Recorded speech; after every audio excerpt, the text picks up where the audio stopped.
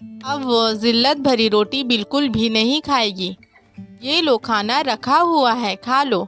बहू मनीषा एक थाली में 2 छोटी छोटी सूखी सी रोटी और पतली पतली पानी ऐसी दाल रखकर शकुंतला के सामने पटाख से चली गई। मर चुकी भूख से त्रस्त शकुंतला ने एक बार निगाह उठाकर देखा उस खाने की तरफ। फिर कुछ सोचकर तो जो उसकी बची खुची भूख थी वो भी एकदम से खत्म हो गई। आज सुबह की ही तो बात है, रसोई से बड़ी अच्छी सौंधी सौंधी सुगंध सी आ रही थी, और वो भी शुद्ध देसी घी में बने हुए सूजी के हलवे की। और शकुंतला को तो सूजी का हलवा बहुत ही ज्यादा पसंद था, और इधर कई दिनों से पता नहीं उसका मन बार बार कर रहा था सूजी का हलवा खाने का।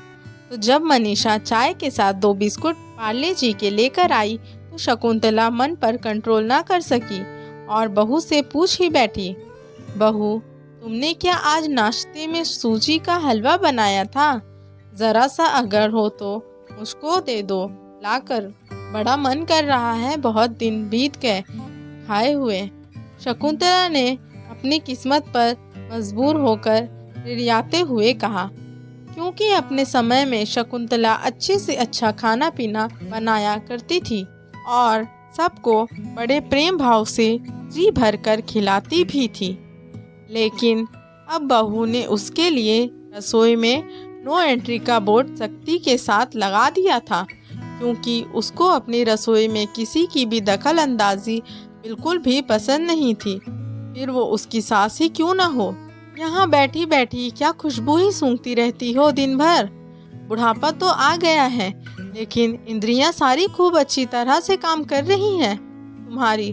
जरा सा बच्चों के लिए कुछ बनाओ तो इनकी बड़ी जल्दी खुशबू आती है और इनकी जीभ पहले ही लपलपाने लग जाती है। तभी जल्दी मेरे बच्चों को कुछ शायद हजम ही नहीं होता। जब पहले ही नजर लग जाएगी तो क्या खाक हजम होगा। बेचारे बच्चों को पता नहीं इनके बाप कौन सी खत्ती यहाँ काट कर रख गए थे कि जो रोज इनको बढ़िया से बढ़िया बनाकर खिलाओ पिलाओ। भगवान का भी जुर्म देखो कि इन्होंने इनको और कोई दूसरी औलाद भी नहीं दी जो ये थोड़े दिनों के लिए उसी के पास चली जाएं। ये तो हमेशा हमारी छाती पर ही मूंग दलती रहेंगी। मनीषा ने जो जी में आया वो जी भरकर सुनाया शकुंतला को, और शकुंतला को तो जैसे ये सुनकर सांप ही सूंघ गया। आज तो अपमान की हद ही हो गई कि बहू तो उसके साथ साथ उसके बाप पर उतर आई थी। बस तभी उसके मन में ये शब्द सोचकर एक वितृष्णा सी भर गई। बेटे को तो वैसे भी जैसे उनसे कोई मतलब नहीं रह गया था। वो तो बिना उसके कमरे में झांके ही सुबह नौकरी पर निकल जाता और रात को भी आने पर देरी हो जाती तो कोई भी हालचाल पूछना ज़रूरी नहीं समझता।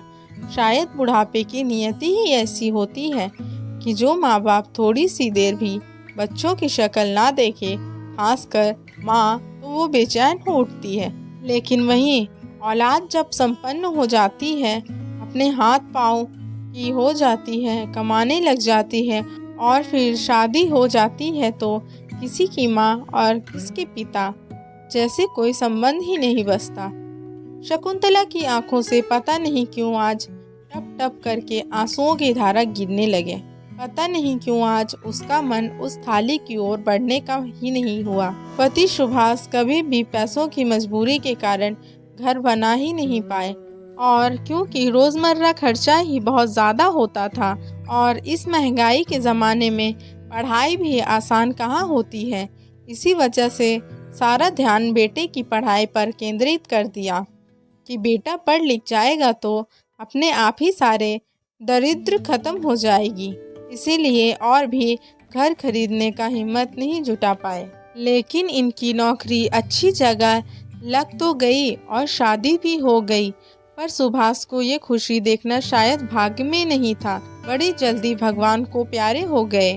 समय बीतने लगा तो पुरु ने एक छोटा सा घर खरीद ही लिया, क्योंकि उसकी तनख्वाह अच्छी थी और शकुंतला को साथ लेकर शिफ्ट भी हो गया था। लेकिन शकुंतला के लिए घर तो पराया ही रहा, क्योंकि मनीषा तो उसको अपने साथ रखना ही नहीं चाहती थी, लेकिन मजबूरी में तो रखना ही पड़ा। मनीषा हमेशा उसके ऊपर हर बात का एहसान जमाती रहती, चाहे वो खाने पीने को लेकर हो या चाहे किसी और सामान को लेकर। ये बात शकुंतला समझती भी, लेकिन कभी कभी मन के हाथों मजबूर हो जाती। बस इसीलिए हलवे के लिए कह दिया, लेकिन बदले में कितनी ढेर सारी बातें थोक में सुना डाली। आज तो बाप पर बात आ गई थी और शकुंतला ने मन ही मन एक कठोर निर्णय ले डाला। अभी थोड़े दिनों पहले ही उसकी एक दोस्त उससे मिलने आई थी।